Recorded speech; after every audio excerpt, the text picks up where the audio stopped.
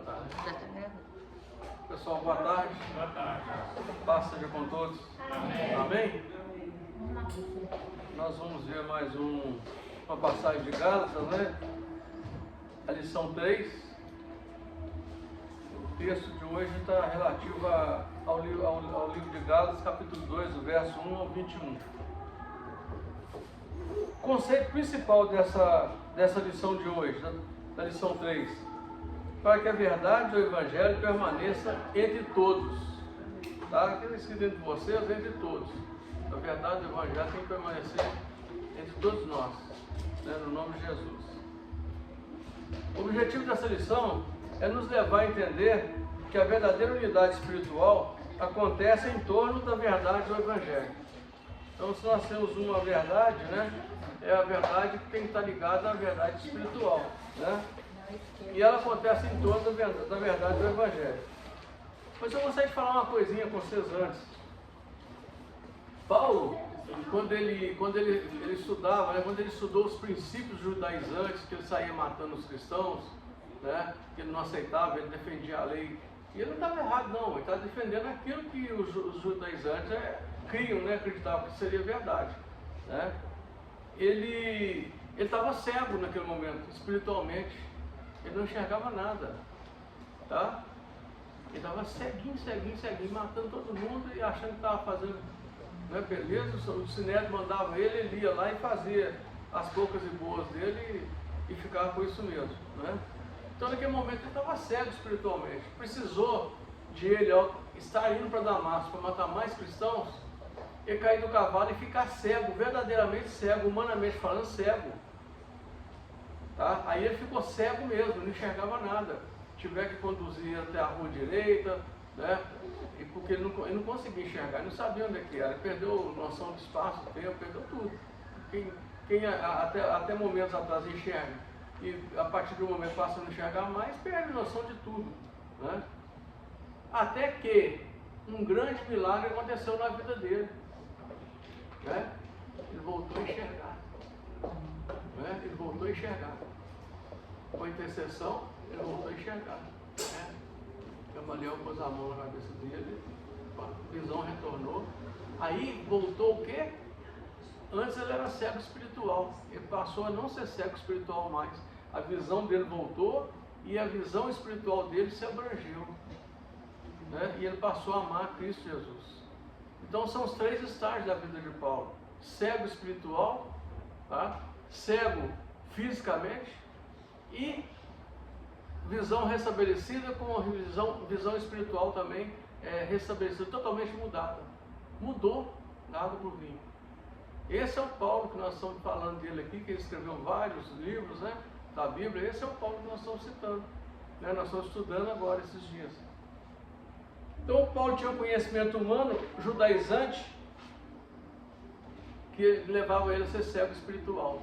Ele enxergava muito o humano, mas não enxergava o espiritual, né? Ele teve a cegueira humana, né? O princípio do restabelecimento do encontro com o milagre, e teve um milagre, aconteceu um milagre na vida dele, ele voltou a enxergar. Só que aí as escamas caíram dos olhos, né? E ele passou a enxergar e ter visão espiritual das coisas do Senhor. Amém? Glória a Deus? Glória a Deus. Amém. Graças a Deus. Paulo mostra que a defesa da liberdade do Evangelho é crucial. Ô, gente, eu fiz muitas anotações, tá? Igual eu mostrei para vocês aí, eu fiz várias anotações. Oi, beleza? Eu fiz várias anotações, né? Então, muita coisa que eu vou falar aqui está relativa às anotações que eu fiz, tá? Porque para levar a entendimento melhor da palavra, tá? Então, Paulo mostra que a defesa da liberdade do Evangelho é crucial. Ela é necessária, crucial é necessário, é abrangente, né? Essa liberdade é o que está faltando hoje em dia ainda na nossa igreja. Pode entrar, meu irmão. Seja bem-vindo.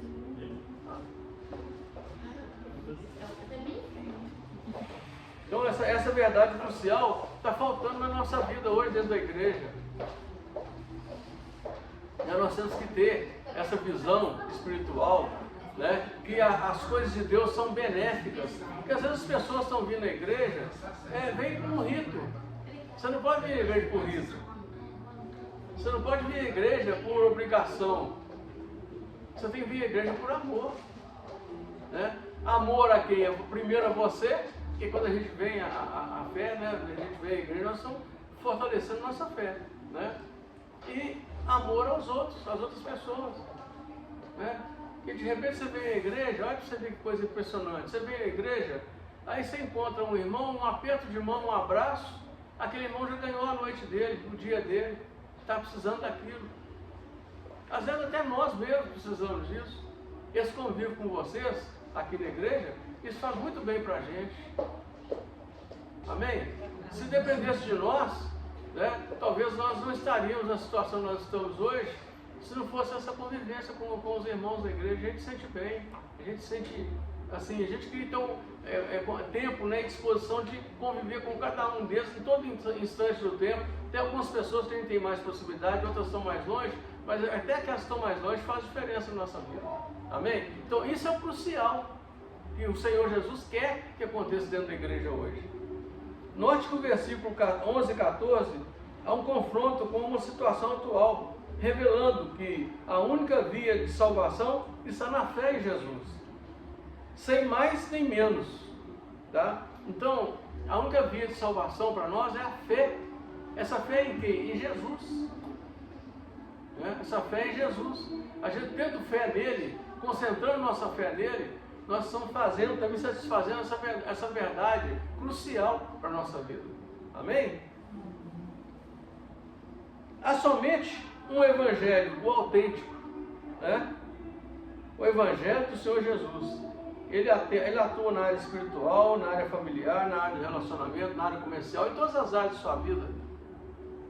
Tá? Vou voltar a falar com vocês aqui um negócio que eu tenho repetido várias vezes, né? E toda vez que eu tiver oportunidade eu vou falar. Tá? Você pode fazer 1001 coisas na sua vida durante o dia, né? Mas que você faça as coisas, né, sempre com o Senhor na frente. É muito difícil, gente, é muito difícil. Deixa eu dar um exemplo aqui. Eu estou saindo para fazer amanhã, por exemplo, vou fazer uma visita técnica. Bacana. Aí eu vou lá na visita e eu tenho que ir na visita, mas quem tem que estar na minha frente? O Senhor. Primeiro, para quê? Para ele olhar com a visão dele e ver, aquilo ali vai ser bom para você, você pode entrar. Isso aqui não vai ser bom para você, não entra.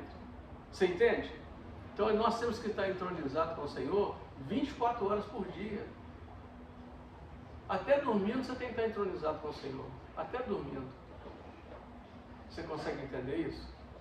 Então, essa entronização é o que? Isso é intimidade. Tem intimidade com o Senhor Deus. O que prega nessa carta de Gálatas aqui é a intimidade nossa com o Senhor. Às vezes você envolve tanto com o seu trabalho, com o seu afazer do dia a dia, que você esquece de Deus. Aí você vê, você se pega murmurando, falando as coisas que você não devia estar falando. O que a Bíblia nos ensina? Em tudo dai graças. Caiu um martelo no meu pé, machucou minha unha, o dedão, estou morrendo de dor. Em tudo dai graças. Graças a Deus, caiu no meu pé. Eu senti essa dor, graças a Deus. Isso é sinal que eu estou vivo. Se eu estou sentindo dor, porque eu estou vivo. Tem pé, né? Tem pé, né? Para cair um martelo, machucar, cair uma marreta ou qualquer coisa e machucar o pé.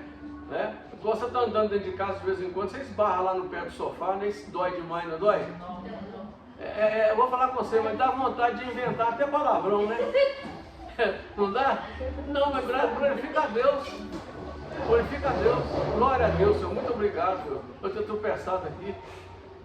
Às vezes aquele ali é um puxão de orelha de Deus para lembrar você que você tem que estar lembrando dele às 24 horas do dia. Amém? Isso é crucial. O crucial é isso aí, ó. Você levantou de manhã, você abriu os seus olhos, agradeça a Deus, dá bom dia ao Espírito Santo, olha no espelho e fala, estou vendo a pessoa mais bonita dessa cidade aqui, eu estou enxergando ela aqui agora. Então começa a profetizar na sua vida, não espera ninguém profetizar não. Põe a mão na sua cabeça, pega lá o vidrinho de óleo, né? No banheiro, a gente sempre tem o vidrinho de óleo no banheiro, né? Unge sua cabeça ungida, proteção garantida.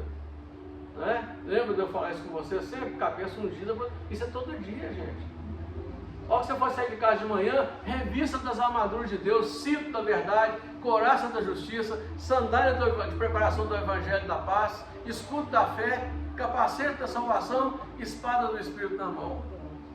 Reveste das armaduras, sai vestido igual um soldado lá do século I, do soldado romano do século I. Essa armadura é a vestimenta do soldado romano. Se você olhar o soldado romano, é isso aí. Entendeu? Ele não ia para a guerra de jeito nenhum. Ainda usava uma capa vermelha. Por que ele usava a capa vermelha? Alguém sabe? Não, né? Se ele morresse em combate, a capa cobria o sangue, ninguém viu o sangue dele. É? Coisa bacana, né? Fecha essa porta aqui.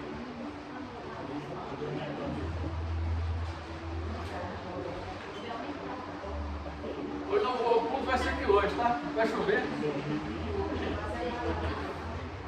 O evangelho pode ser assim, diferentes aplicações, tá? Então tá aí, espiritual, familiar, relacionamento, comercial, doméstico. Então é a aplicação do evangelho. Mas não devemos fazer concessão com o que é fundamental. Ou seja, concessão é abrir mão, não podemos abrir mão, tá? De que é fundamental? Os princípios. Não podemos quebrar princípios. Tá? No dia do culto do empresário aqui, da reunião de empresário, vamos fazer dia 15, se eu não estou enganado, aqui na igreja, eu vou voltar a dar a palavra lá do Tirol. Só que agora vai estar implementado de mais alguma coisa, quebra de princípios, tomando como base o Salmo 23. Tá? Neste contexto, a Bíblia ensina que o princípio da liberdade em Cristo pressupõe a unidade e a comunhão cristã. Se nós temos como comunhão, né, nós temos essa unidade. É isso que Deus quer. A igreja somos nós. Mas a unidade da igreja está onde? Está ali no templo. A igreja é cada um de nós. Cada um de nós somos a igreja do Senhor. Mas onde é que nós buscamos a unidade? No templo. Lá em Atos diz assim, não é nos templos não, lá em Atos fala no templo. Porque tem gente que vai num templo ali, vai num templo lá, vai no outro templo ali, vai na... Você pode ir em outra igreja? Pode. Mas eu creio que você devia estar buscando só a sua igreja. Se você tem um cordão umbilical ligado na sua igreja, então é ali que você vai buscar. Amém? O caminho é o amadurecimento na fé e promove a fidelidade ao Evangelho. Nós temos que ser fiéis ao Evangelho. Evangelho é o quê? Boas novas. Nós temos que ser fiéis às boas novas. Amém? Significa que a comprovação plena do Evangelho não é um processo de fórmulas mágicas, varinha de condão, não é. É você ter unidade com seus irmãos. É aquela história do porco espinho que eu já falei, não sei se eu cheguei a falar para vocês aqui. Né? Resolveram ir para o Polo Norte, foram todos eles para o Polo Norte. Chegou lá, desceu o avião e foi embora. Aí começaram a sentir frio. Pô, mas aqui faz frio demais, velho. E começa a aproximar um do outro. O espinho do um incomodava o outro, do outro incomodava o um. Só sabendo conviver com os espinhos, que eles iam manter aquecidos, unidos uns aos outros. Nós somos esses próprios espinhos, gente. Cada um tem um espinho diferente. Mas nós temos que acostumar, né? Opa, ferrou aqui? Não, eu também estou ferroando. Né? Acostumar, para não morrer. Amém? A comunhão cristã vem das relações pessoais nossas, tá? Da comunidade no que nós estamos inseridos, né? E das religiões. O que é religiões? Aí você tem a igreja quadrangular, você tem a igreja Batista Central, você tem a Batista do Castelo, você tem a Getsemane, cada uma tem um dogma diferente, né? Aí cada um respeita os seus dogmas, né? O cristianismo começou dentro do judaísmo. Isso é uma liberdade, né, gente? Com efeito, os primeiros cristãos eram todos judeus. Olha que coisa interessante, hein? E mantinham certas práticas do judaísmo. Mas não há duas categorias de cristãos. Não tem. Uma de origem judaica e outra de origem vindo do paganismo. Tudo é um só. Nós somos um corpo. Nós somos um corpo.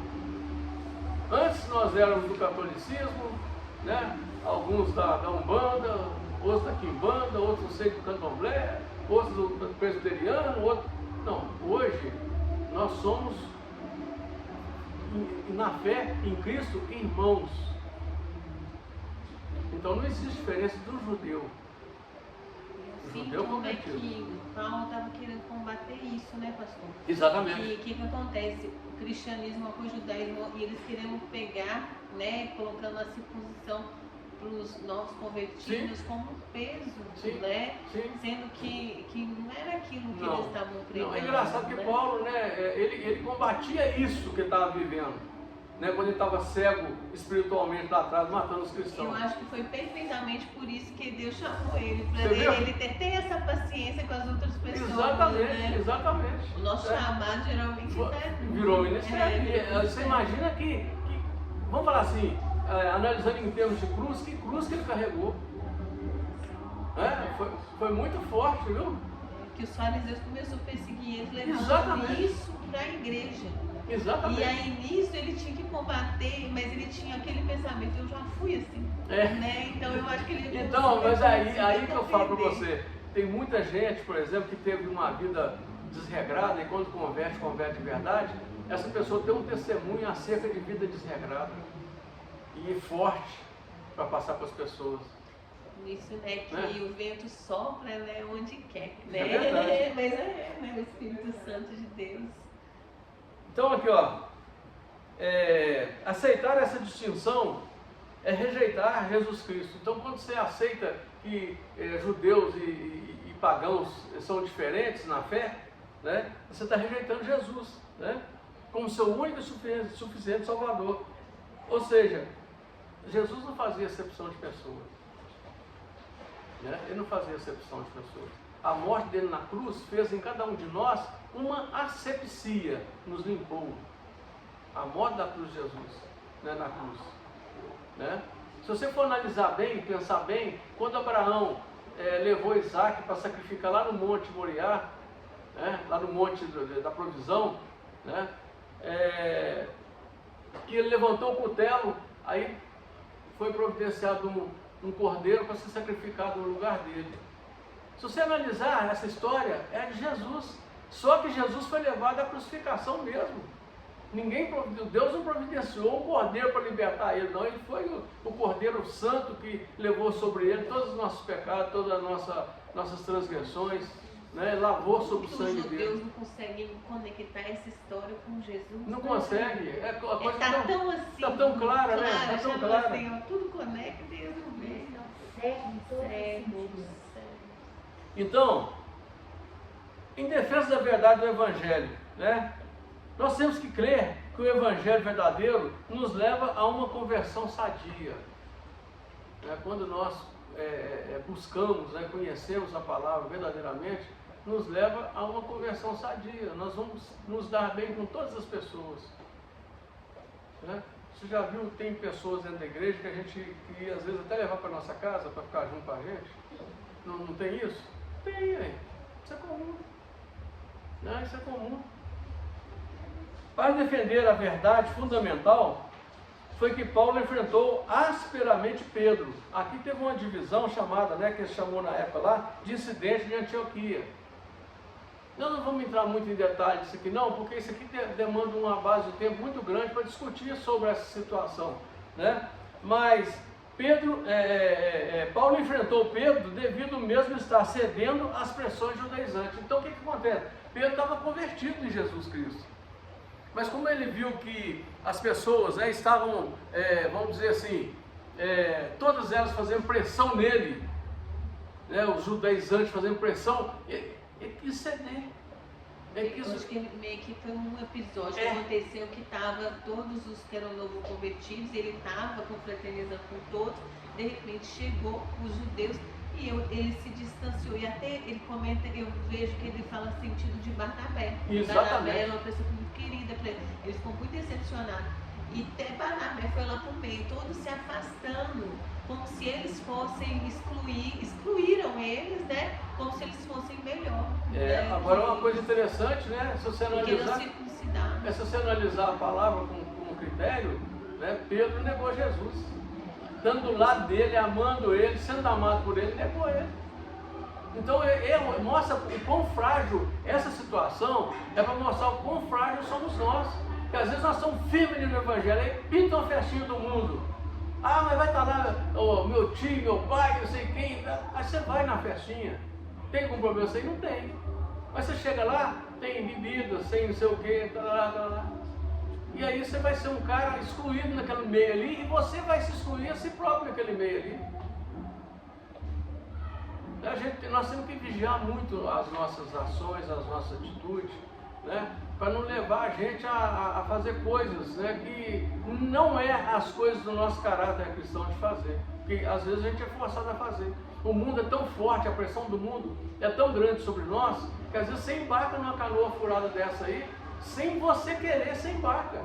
Ah, isso é muito natural. Se sair da sua boca, você pode bater seu joelho no chão e pedir perdão a Deus.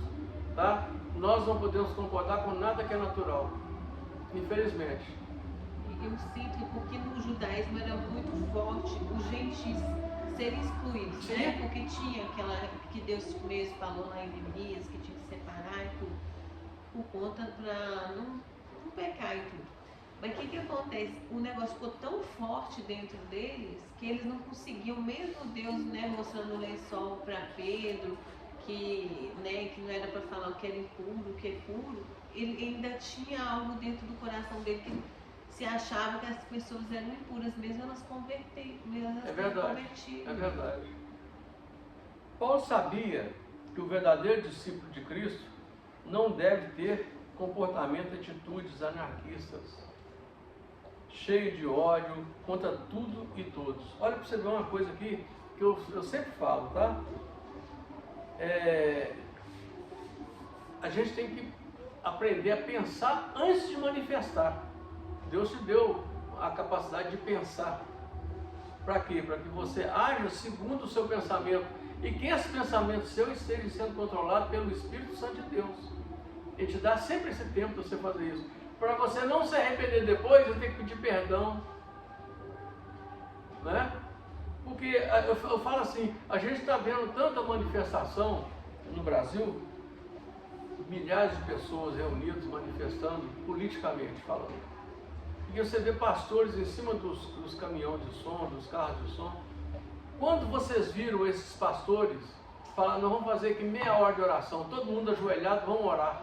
Vamos orar a Deus para Deus ouvir a nossa oração. Você já imaginou aquela multidão toda que está em São Paulo, na Paulista, ajoelhado e clamando o Senhor, o sangue de Jesus? Você já imaginou isso? Olha a oportunidade que esses homens, ditos de Deus, estão perdendo.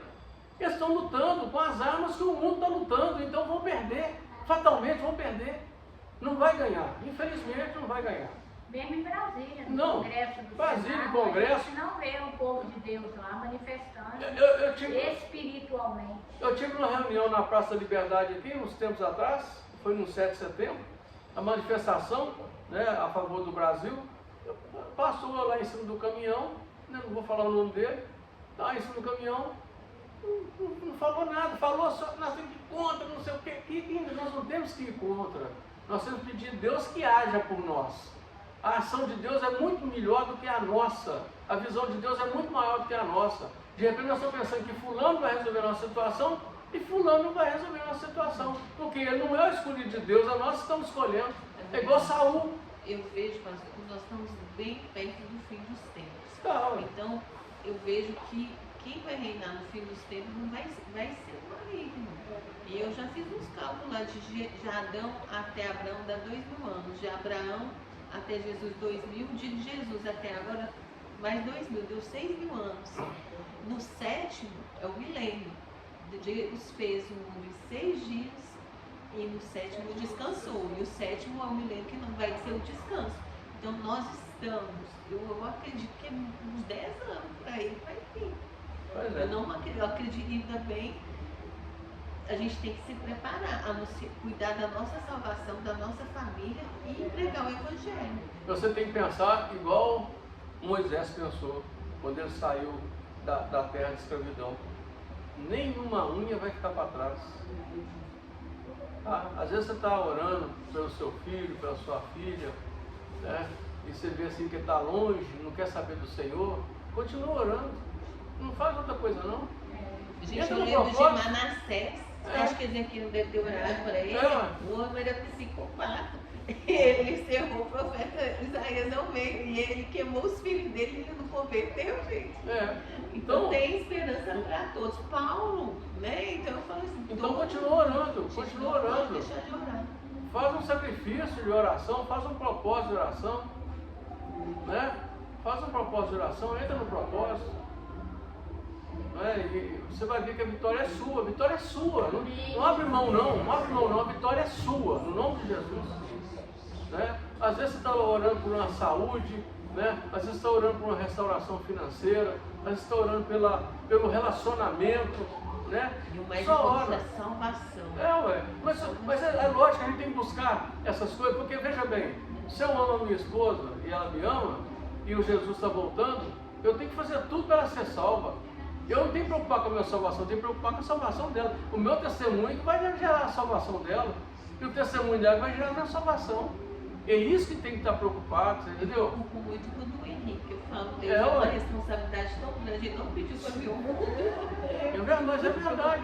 Você acha que isso é diferente para os nossos filhos? Eu já tenho filho casado, você acha que é diferente? Não. A relação que nós temos com eles é que eles eram pequenininhos ainda, que são pequenininhos ainda. Não é verdade? Para vencer as pressões do mundo, a verdade do Evangelho deve prevalecer. Isso aqui foi eu que escrevi, não está escrito aqui, tá? Então nós devemos ter prudência pastoral. Né? A nossa vida deve ser transcorrida de uma forma que tenha prudência pastoral. O que é prudência pastoral? É você ter cuidado, nós devemos estar sempre prudentes com os passos que nós estamos dando. É aquilo que eu falei, vai sair de manhã, ora a Deus e pede a Deus para abençoar a sua ida, pede a Deus para abençoar a sua volta. Você está lá no seu trabalho trabalhando, você está agradecendo a Deus, você está ali trabalhando, agradecendo a Deus as vendas que você está fazendo, se você mexe com venda, agradecendo a Deus os projetos, né, os processos que você está lidando, né, os cabelos, né, a sobrancelha que você está mexendo, né, Sônia? Então você tem que estar ali agradecendo a Deus o tempo todo. Entendeu? Não se falar em voz alta que as pessoas vão ficar escandalizadas, mas em pensamento você pode estar agradecendo a Deus. Nada te impede. Amém? A recriminação direta de Paulo mostrou, entre outras coisas, que havia inaugurado um novo estilo de experiência cristã sem as obras da lei. Né? O Evangelho veio para que a lei não prevalecesse mais, gente. Né? Aqui, se você é um motorista que não anda mais, se você cumpre todos os objetivos que estão nas placas de trânsito, que estão na sinalização, você vai ser multado? Não vai. Então a lei não existe para você não. A lei só vai existir para você não você infringir ela. E o Evangelho nos leva a não infringir a lei. Amar as pessoas, né? Sobre todas as coisas. Né? Deus reduziu, né, os 10 mandamentos em 2. Amar a Ele sobre todas as coisas. Né? E amar o próximo como a nós mesmos. Uma palavra amor, né? E Deus é amor. 2 testamentos, os 10 viraram 2. Né? Muito fácil, né? Na prática, deixa eu ver aqui, a grande preocupação de Paulo seria muitos preocupados com status. Os muitos que estão preocupados com status. Né? A grande preocupação de Paulo seria com a verdade do Evangelho hoje. E hoje vemos muitos preocupados com status e autoridade pessoal. Tem pessoa que é doida para estar no governo, para estar ocupando um cargo governamental, para estar mandando. Gente, isso não é importante para nós. Se acontecer na nossa vida, é porque Deus colocou a gente ali. Né? Dentro da igreja a gente vê muito isso, né? A pessoa preocupada só com o cargo. Cargo, status. Né? Nós não podemos andar preocupados com isso. E cargo não salva, não salva. Nicodemos era doutorado, era mestre, né? E não tinha nascido de novo. Jesus pegou para ele do novo nascimento, para ele. Na prática, os Gálatas estavam voltando atrás, tal como Pedro, sob pressão judaizante. Aqui, Paulo teve um encontro muito complicado com essa igreja, porque eles estavam todos assim tendendo voltar o estilo judaizante de novo. Né? E Paulo foi lá buscar eles. Imagina a cruz que esse homem carregou. Né? Porque era sozinho, né? E sozinho, e ainda tinha um negócio ainda que eu acho que Deus tinha que colocar na vida de toda aquela pessoa que ia investir de autoridade dentro da igreja, o espinho na carne. Quando ele começasse a se exaltar, aquele espinho enferruava ele, opa, deixa eu voltar aqui deixa eu voltar à minha insignificância. Né? Quando a pessoa recebe um cargo na igreja, o narizinho levanta. Né? Então tinha que ter um espinho na carne daquela pessoa para reconhecer que ela não é nada diante de Deus. E que ela tem que ser, quando ela foi colocada para ser um líder, ela tem que ser menor que todos que estão dentro da igreja. João Batista falou, né? Vocês que eu diminui. Exatamente. Ou seja, Paulo não é menos que Pedro, tá vendo? E nem menos do que nenhum dos outros apóstolos, mas ele se julgava dessa forma para que ele pudesse vencer as adversidades. Amém?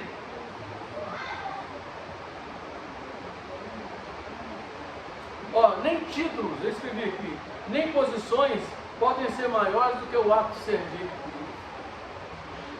Amém?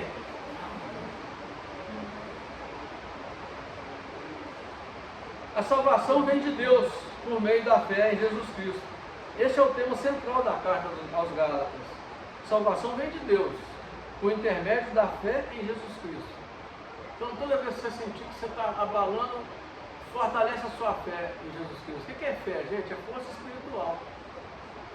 Por que a força espiritual diminui? Porque você não está dando vazão do Espírito Santo se manifestar através de você. Simples assim. Às vezes eu fiquei pensando aqui agora. Ele tinha um espinho, porque ele fazia muita obra, ele podia se gloriar que as obras salvariam ele. O que Deus falou com ele? A minha graça te basta. Exatamente. Porque nós não somos salvos pelas obras, mas pela graça. Exatamente. Então, a salvação vem de Deus por intermédio da fé em Jesus Cristo. Né? A ponto de chegar a falar, né, no versículo 20, assim, não sou eu que vivo mais, você já falou, é Cristo que vive em mim. Quantos de nós aqui podemos falar isso? Que Cristo vive em nós? Chutando o pau do barraco, né? Tem gente que fala assim, vou descer da cruz, você nunca foi pregado numa cruz? Como é que pode isso? Vou descer da cruz. Já vi gente falar isso demais, gente? Agora tem dia que você foi pregado numa cruz? Nunca.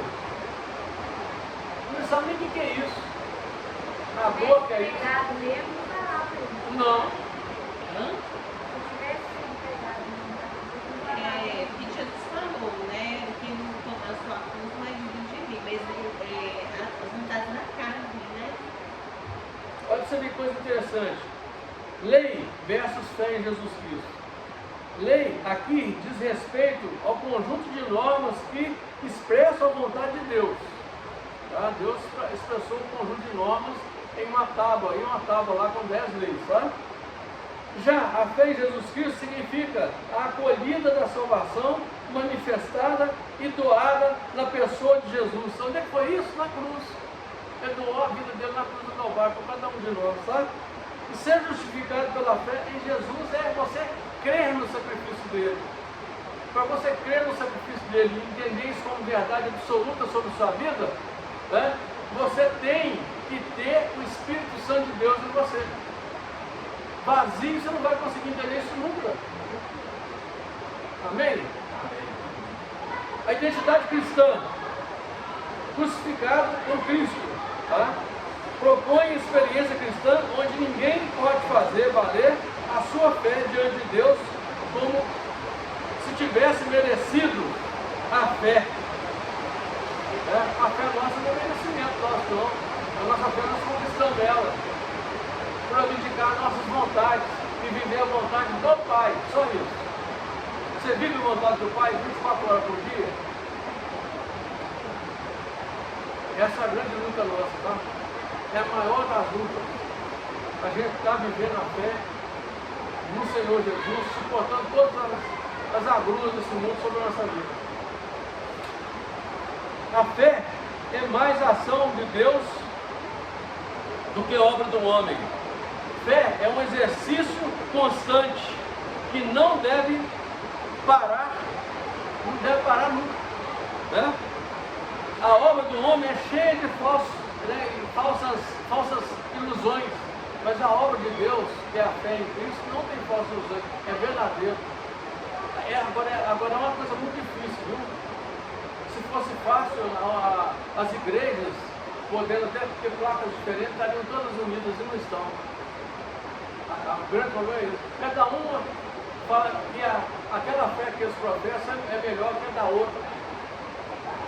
Não é. Nós vamos morar no mesmo lugar. Aí fala assim, você pode brincar, né? Você pode ser assembleiano, você pode ser Deus é amor, você pode ser presbiteriano, mas você vai morar na cidade quadrangular. Mas às vezes eu até vejo, pastor, que tem pessoas que às vezes foi resgatada, né? Que aceitou Jesus por conta até daquela laverna de Adulão. Sim. Às vezes os roqueiros só iam conseguir se fosse para lá, né? Então eu fico pensando assim, Deus usa. Mas uma vez, veja bem, uma vez que você chegou ali, está sendo pregado o mesmo evangelho, a pessoa muda o caráter e a personalidade dela, ela não vai enxergar um adversário quando ela vê uma outra de outra igreja. Mas eu acredito que eles pregam que a salvação é pela graça e pela fé. Eu acredito que ele lá não tem doutrina de adoração, né? Eu acredito que a base é a da reforma protestante. Teve um dia que eu estava esperando, eu tinha um escritório em Contagem ali, né, na Belo Horizonte, divisa de Belo Horizonte com Contagem, e eu fui tirar um xerox numa papelaria que tinha na Avenida Amazonas, em frente à igreja de Deus é Amor. Aí eu falei, enquanto ele está tirando o xerox, eu vou dar uma pulada na igreja ali. Eu atravessei a avenida, deixei meu carro estacionado na porta da papelaria, atravessei a avenida, chegando, eu fui entrar na igreja, de segurança, não é diácono, não, está escrito segurança. Pus a mão no meu peito, você não pode entrar aqui não. Pô, mas eu sou cristão. De qual igreja você é? Olha, eu sou da quadrangular. Então você pode estar aqui não. Um dia está na igreja? Voltei. Qual igreja é? Deus é amor. Deus é amor, não pode.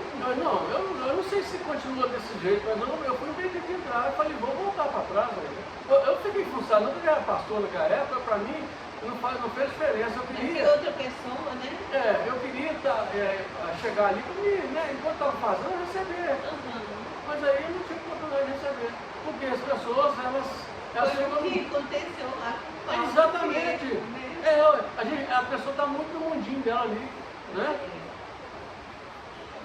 Como fundamento, a medida e medida da liberdade deve ser sempre claramente posicionada em seu valor e caráter intocável, pois somente a verdade é capaz de libertar. Qual que é a verdade? O Evangelho. Lá em Oséias 4:6, primeira parte do versículo, está escrito assim, o meu povo está sendo destruído, está no presente, sendo destruído. Aí você vai lá, no Novo Testamento está escrito o quê? Conhecereis a verdade. A verdade vos impedirá de ser o quê? Destruído. Aquela destruição lá de Oséias. Então, a verdade, você tem que conhecer a verdade profundamente. Tem que dedicar ao conhecimento da verdade. Bom, a pergunta de Pilatos sobre o que é verdade, realmente foi uma situação complexa ali para aqueles judaizantes que estavam ali para crucificar Jesus, né? Não se trata de uma pergunta, mas de uma afirmação. Ele falou, na verdade, não tem nada contra Jesus, não, ele não fez nada. O que vocês querem que crucifica ele? Né? Na sequência, Pilatos afirmou, eu não acho nele crime algum. Olha aí, um cara do mundão mesmo, né? Ou seja, a verdade possui em si sua própria dignidade. Jesus é a verdade encarnada. Você é a verdade encarnada? É a pergunta que nós temos que fazer, gente, para nós mesmos. Não é eu fazer para você, não.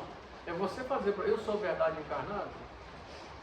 Isso é muito importante a gente raciocinar isso. Ou seja, a verdade possui em si sua própria dignidade, subsiste por si mesmo. A verdade é o próprio chão que nos sustenta. Tá? Conclusão. É urgente a nossa adesão à verdade incontestável do Evangelho. Então é urgente a nossa adesão imediata a essa incontestável verdade do Evangelho. Pois uma comunidade de fé só pode prosperar se for orientada pela verdade. Né? discernir essa maravilhosa verdade é um processo de iluminação que ocorre à medida que nós deixamos de conduzir a liberdade por ela. Amém? Aquele incidente lá, né, só para finalizar, aquele incidente de Antioquia teve um impacto significativo na história do cristianismo. Tá? Isso aqui foi eu que escrevi, tá? Pois nos ajudou a estabelecer a ideia de que fé em Cristo era mais importante do que leis e tradições judaicas.